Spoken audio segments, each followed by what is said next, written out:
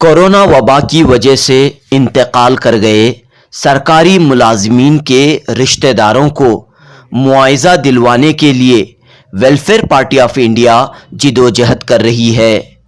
Welfare party की एक PIL पर कर्नाटक हाईकोर्ट ने रियासती हुकूमत को नोटिस जारी किया है। बेंगलुरु में वेलफेयर पार्टी कर्नाटक के रियासती सदर एडवोकेट ताहिर हुसैन ने कहा कि कोरोना वबा की वजह से इंतकाल कर जाने वाले महकमे ट्रांसपोर्ट के मुलाजमीन के रिश्तेदारों को हुकूमत ने 30-30 लाख रुपये मुआवजा देने का ऐलान किया है, लेकिन अब तक सिर्फ 11 मुतासरीन को मुआवजा दिया गया है। एडवोकेट ताहिर हुसैन ने कहा कि तमाम मुलाजमीन के रिश्तेदारों को इंसाफ मिलने तक वेलफेयर पार्टी जिदोजहद करती रहेगी।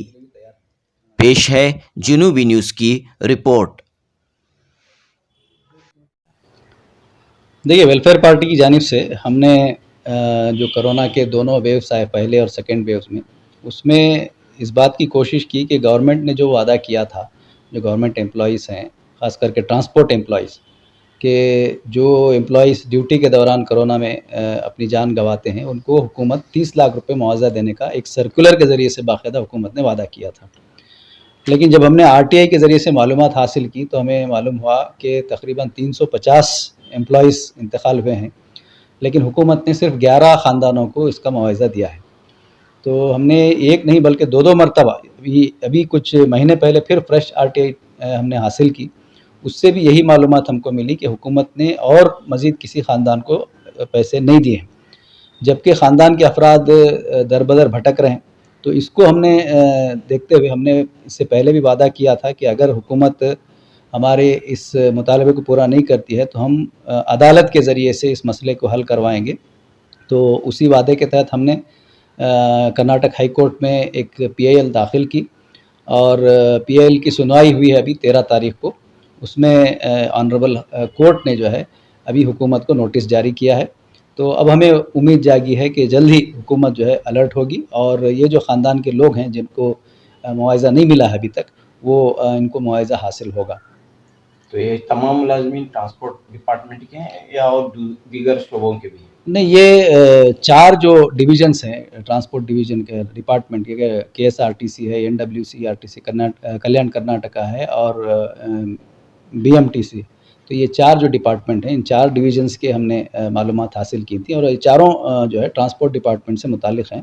इसके अलावा हमने दीगर डिपार्टमेंट्स के मुलाजिमीन के सिलसिले में भी मालूमात हासिल की हैं, उनके मालूमात अभी हमारे पास जमा हो रही, तो उनके सिलसिले में भी हम इस काम को आगे बढ़ाएंगे।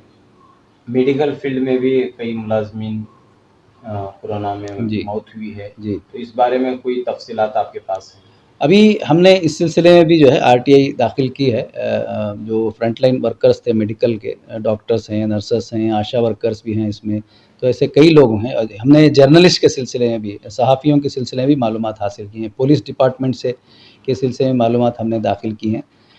सहाफ़ियों के सिलसिले में जो मालूमात हमने दाखिल की थी उसमें हमने अभी हाल ही में एक अपील भी डाली है दोबारा। तो वहाँ से हमको ये मालूम हुआ कि वार्ता इलाके जो है तो वहाँ पर इनके मालूमात नहीं हैं, ऐसी इन्फॉर्मेशन हमको मिली है। तो हमने अभी हायर लेवल पे इसकी अपील डाली है।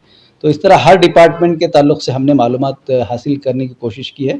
अभी पूरी तरह से मालूमात हमको नहीं मिली, कुछ जगह से जो है बार बार सिर्फ डिपार्टमेंट टू डिपार्टमेंट जो है मामला ट्रांसफ़र करने की बात आ रही है। अभी तक मालूमात हमारे हाथ में नहीं लगी हैं। जैसे ही दीगर डिपार्टमेंट्स की मालूमात हमें मिलेंगी, हम उस सिलसिले में भी जो है आगे बढ़ेंगे, कार्रवाई करेंगे। इस पूरी कोशिश का क्या मकसद है? देखिए, हमारा बुनियादी मकसद यही था कि इस वक्त जितनी भी पॉलिटिकल पार्टियां हैं या जो अवामी नुमाइंदे हैं, उनको जो असल में अवाम के मसाइल पर काम करना चाहिए था। जैसे अभी हुकूमत ने वादा किया था कि 30 लाख रुपए हम देंगे मुलाजिमीन को, और उन्होंने हिम्मत अफजाई की थी हुकूमत के सरकारी मुलाजिमीन को कि वो काम करें। लेकिन कोरोना का वेव भी आया, ख़त्म भी हो गया। हमने देखा कि जो ख़ानदान वाले हैं, जो जिनके असल लोग जो मारे गए, वो दर बदर भटक रहे हैं, लेकिन कोई सियासी पार्टी या कोई तंजीम जो है इनकी मदद के लिए आगे नहीं बढ़ रही। तो हमने ये मुनासिब समझा कि ये चूँकि असल तो यही है कि आवाम के काम आए, आवाम के मसाइल पर जो है हल करना असल जिम्मेदारी होती है।